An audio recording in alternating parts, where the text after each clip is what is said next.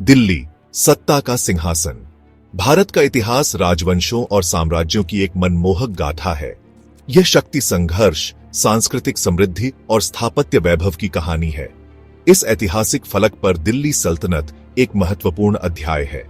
13वीं शताब्दी में स्थापित दिल्ली सल्तनत ने भारत के उत्तरी भाग पर 3 शताब्दियों से अधिक समय तक शासन किया। दिल्ली एक रणनीतिक स्थान पर स्थित सत्ता का केंद्र बन गया। दिल्ली पहले से ही एक महत्वपूर्ण शहर था, लेकिन सल्तनत के आगमन के साथ यह एक शक्तिशाली साम्राज्य की राजधानी बना। सल्तनत की स्थापना ने भारत में एक नए युग की शुरुआत की। तुर्क और अफगान शासकों ने भारतीय उपमहाद्वीप में इस्लामी शासन की नींव रखी।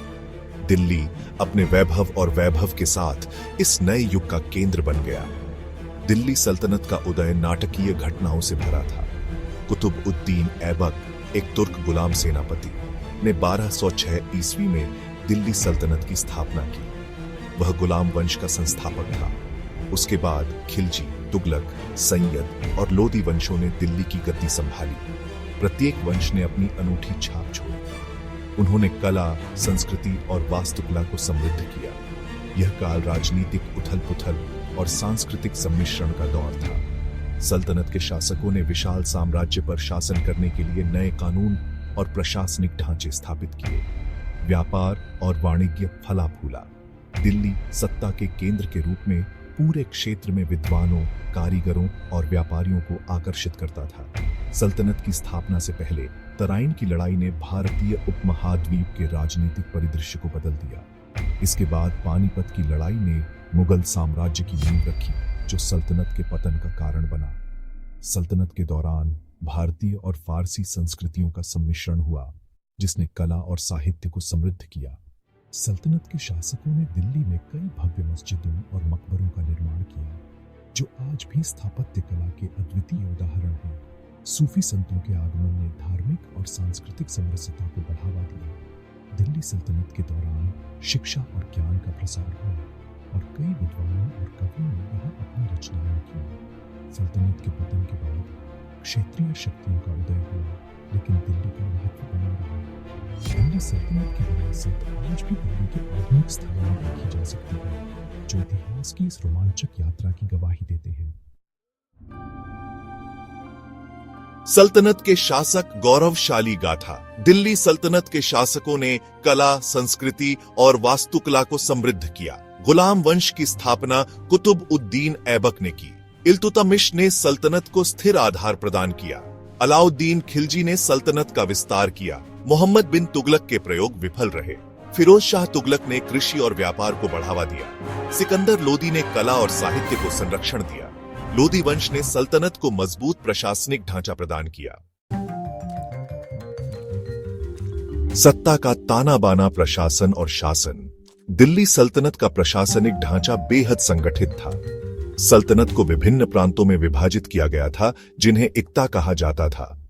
प्रत्येक इक्ता का नेतृत्व एक इक्तादार करता था, जो सीधे सुल्तान को रिपोर्ट करता था। न्यायिक प्रणाली भी मजबूत थी, जिसमें काजी और मुफ्ती जैसे अधिकारी शामिल थे। कानून शरिया पर आधारित थे, लेकिन स्थानीय रीति रिवाजों का भी सम्मान किया जाता था। राजस्व प्रणाली भी कुशल थी, जिससे सल्तनत की आर्थिक स्थिति मजबूत बनी रहती थी। सेक्शन 4, रजिया सुल्तान, एक अनोखी मिसाल। रजिया सुल्तान दिल्ली सल्तनत की पहली और एकमात्र महिला शासक थीं। उनके शासनकाल में उन्होंने कई चुनौतियों का सामना किया, जैसे कि पुरुष प्रधान समाज में सत्ता को बनाए रखना और अपने विरोधियों से निपटना। रजिया ने प्रशासनिक सुधार किए, सेना को संगठित किया और न्याय व्यवस्था को मजबूत किया। उनके योगदान ने दिल्ली सल्तनत को एक नई दिशा दी और उन्हें इतिहास में एक अनोखी मिसाल बना दिया। सेक्शन 5, दिल्ली सल्तनत, एक विरासत। दिल्ली सल्तनत ने भारतीय इतिहास पर एक अमिट छाप छोड़ी है। इसके शासनकाल में स्थापत्य कला, साहित्य और प्रशासनिक ढांचे में महत्वपूर्ण विकास हुए। इसके बाद के मुगल साम्राज्य ने भी दिल्ली सल्तनत की नींव पर अपनी संस्कृति और प्रशासन का विस्तार किया। आज भी दिल्ली सल्तनत की विरासत भारतीय समाज और संस्कृति में स्पष्ट रूप से देखी जा सकती है। इसके स्थापत्य चमत्कार, जैसे कुतुब मीनार और अलाई दरवाजा, आज भी हमारे इतिहास की गवाही देते हैं। इसके अलावा सल्तनत के समय के सिक्के और पांडुलिपियां हमें उस युग की समृद्धि और सांस्कृतिक विविधता की झलक दिखाते हैं। आधुनिक दिल्ली और भारत के विभिन्न सांस्कृतिक उत्सवों में भी इस विरासत की झलक मिलती है। भारतीय धरोहर स्थलों पर सल्तनत की छाप आज भी जीवित है।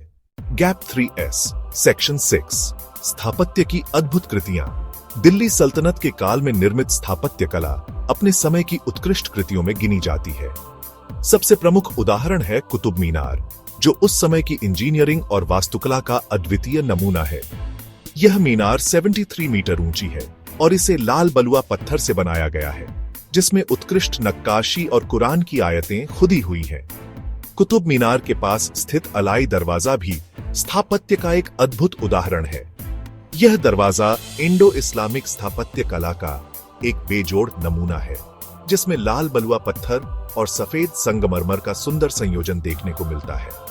इसके अलावा सल्तनत काल में जामा मस्जिद और तुगलकाबाद किले जैसी अन्य महत्वपूर्ण संरचनाएं भी बनाई गई। जामा मस्जिद अपने विशाल आकार और भव्यता के लिए प्रसिद्ध है, जबकि तुगलकाबाद किला अपनी मजबूत और रणनीतिक रूप से महत्वपूर्ण संरचना के लिए जाना जाता है। सल्तनत काल की इन स्थापत्य कृतियों ने न केवल उस समय की इंजीनियरिंग और कला को नई ऊंचाइयों पर पहुंचाया, बल्कि आज भी वे हमारे लिए प्रेरणा का स्रोत हैं। यह संरचनाएं आज भी हमारे इतिहास की गवाही देती हैं और भारतीय धरोहर का महत्वपूर्ण हिस्सा है। इन अद्भुत कृतियों के माध्यम से हम दिल्ली सल्तनत के गौरवशाली अतीत को महसूस कर सकते हैं और उनकी स्थापत्य कला की महानता को सलाम कर सकते हैं। गैप 3S सेक्शन 7 आर्थिक नीतियां और व्यापार। दिल्ली सल्तनत के काल में आर्थिक नीतियां और व्यापारिक गतिविधियां महत्वपूर्ण थीं। सुल्तानों ने कृषि और व्यापार को बढ़ावा देने के लिए नीतियां अपनाई। भूमि की इक्ता प्रणाली के तहत भूमि को बांटा गया। इससे कृषि उत्पादन और राजस्व संग्रहण में वृद्धि हुई। व्यापारिक मार्गों का विस्तार हुआ और विदेशी व्यापार बढ़ा। मसाले, कपास, रेशम और कीमती पत्थर निर्यात होते थे। चीन, मध्य एशिया और यूरोप से वस्त्र और धातुएं आयात होती थी। इन नीतियों ने सल्तनत की अर्थव्यवस्था को समृद्ध बनाया। गैप 3S सेक्शन 8 सांस्कृतिक और सामाजिक जीवन। दिल्ली सल्तनत के काल में सांस्कृतिक और सामाजिक जीवन महत्वपूर्ण था। फारसी संस्कृति का गहरा प्रभाव था। फारसी भाषा और साहित्य ने शाही दरबार और आम जनता में जगह बनाई। फारसी कवियों ने नई सांस्कृतिक पहचान को जन्म दिया। महिलाओं की भूमिका उल्लेखनीय थी। कुछ महिलाएं शिक्षा और साहित्य में सफल रहीं। शाही परिवार की महिलाएं प्रशासनिक कार्यों में सक्रिय थीं। आम जनता का दैनिक जीवन विशिष्ट था। बाजारों की चहल पहल और त्योहारों का उल्लासपूर्ण वातावरण था। संगीत, नृत्य और कला का विकास हुआ। दरबार में संगीत और नृत्य के कार्यक्रम होते थे। सामाजिक संरचना विशेष थी। विभिन्न जातियों और धर्मों के लोग एक साथ रहते थे। यह सामाजिक विविधता सल्तनत की शक्ति थी। सल्तनत का सांस्कृतिक और सामाजिक जीवन समृद्धि और विविधता को दर्शाता है। यह काल सांस्कृतिक और सामाजिक दृष्टिकोण से अनमोल धरोहर है। गैप 3S सेक्शन 9 सैन्य रणनीतियां और प्रमुख युद्ध। दिल्ली सल्तनत की सैन्य शक्ति और रणनीतियां उसके इतिहास के महत्वपूर्ण पहलू हैं। सल्तनत ने कई प्रमुख युद्ध लड़े, जिनमें उसकी सैन्य कुशलता और रणनीतिक बुद्धिमत्ता का प्रदर्शन हुआ। सल्तनत की सेना में घुड़सवार सेना का विशेष महत्व था। यह सेना तेज गति से हमला करने और दुश्मन को चकित करने में सक्षम थी। इसके अतिरिक्त युद्ध में हाथियों का उपयोग भी किया जाता था, जो दुश्मन के मनोबल को तोड़ने में सहायक होते थे। एक प्रमुख युद्ध था तराइन का दूसरा युद्ध। इस युद्ध में मोहम्मद गौरी ने पृथ्वीराज चौहान को हराया। गौरी की रणनीति में तीरंदाजों और घुड़सवारों का कुशल उपयोग शामिल था, जिसने उसे विजय दिलाई।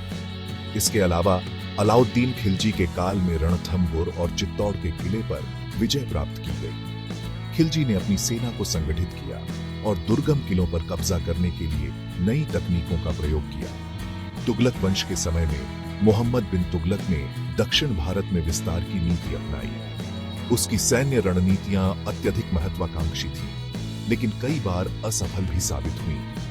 सल्तनत के सैन्य अभियान न केवल उसकी शक्ति का प्रतीक थे, बल्कि उसकी प्रशासनिक और रणनीतिक कुशलता का भी परिचय देते थे। सल्तनत की सैन्य रणनीतियां और युद्ध उसकी स्थिरता और विस्तार के महत्वपूर्ण कारक थे। दिल्ली सल्तनत का सैन्य इतिहास उसकी शक्ति, बुद्धिमत्ता और साहस का प्रमाण है, जिसने उसे भारतीय उपमहाद्वीप में एक महत्वपूर्ण शक्ति के रूप में स्थापित किया। दिल्ली सल्तनत का डाउनफॉल, यार, बड़ा ही इंटरेस्टिंग कहानी है। इंटरनल लाफडा, एक्सटर्नल प्रेशर, सब कुछ मिला हुआ था। कई सारे रीजंस थे जिसकी वजह से ये खत्म हो गया। एक तो मेन रीजन था कि वीक रूलर्स आ गए थे, बार बार राजा बदलते थे, पॉलिटिकल इंस्टेबिलिटी हो गया। ऊपर से बार बार इन्वेजन होते थे।